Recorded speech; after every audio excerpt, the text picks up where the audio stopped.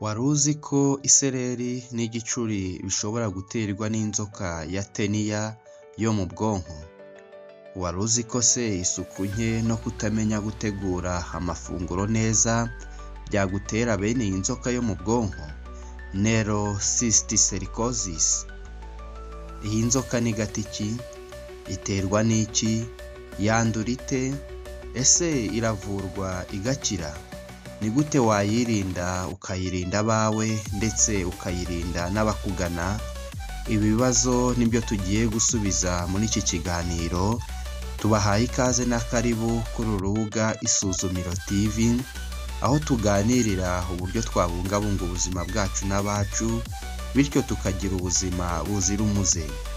Kanda ku nzogera wiyandikishe ukore subscribe, ibiganiro byacu nk'ibi by'ubuzima bibe akagaruka iwawe.